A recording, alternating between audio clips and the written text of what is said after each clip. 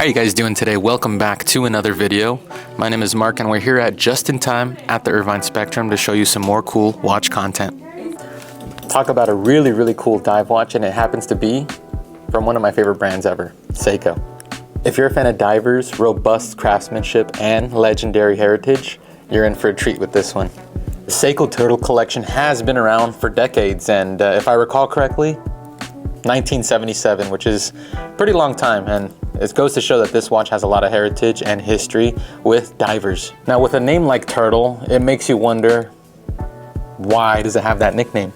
And it's not because of the color. Although this is green and the dial does look like a turtle shell, it's actually the case shape. The case shape is almost like a turtle shell, which is why this looks totally different from the King Samurai or any other dive watch that Seiko has in their lineup.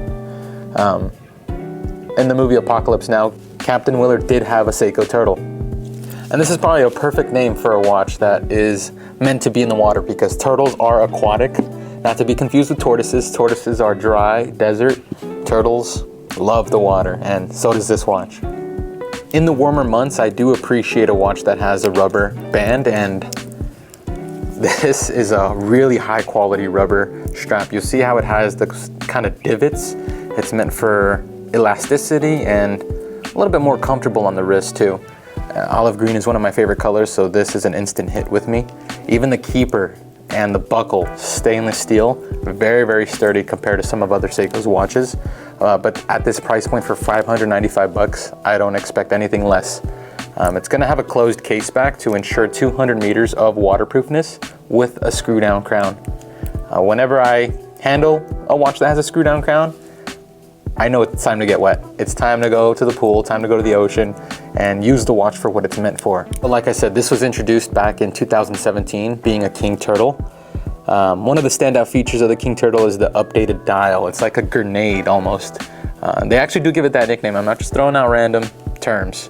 Although play Call of Duty all the time, this is actually known as a grenade dial. It's got an awesome cyclops as well, so that you could see the date.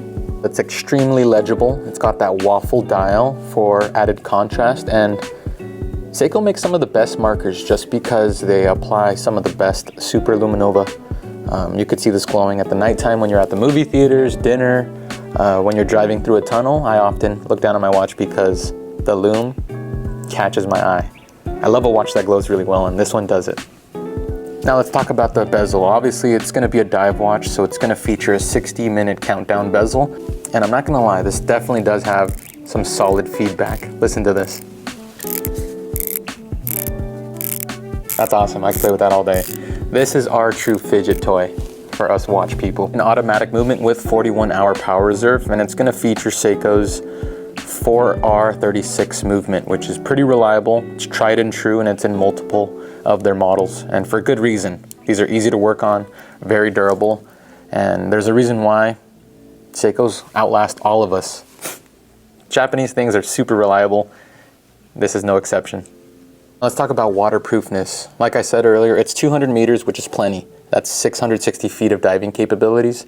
And if you're buying a watch like this and it does not see water, just do us a favor, return the watch. This is meant to see some water, and you should have fun with it. Of course, as always, we recommend always making sure that the screw down crown is tightened before swimming.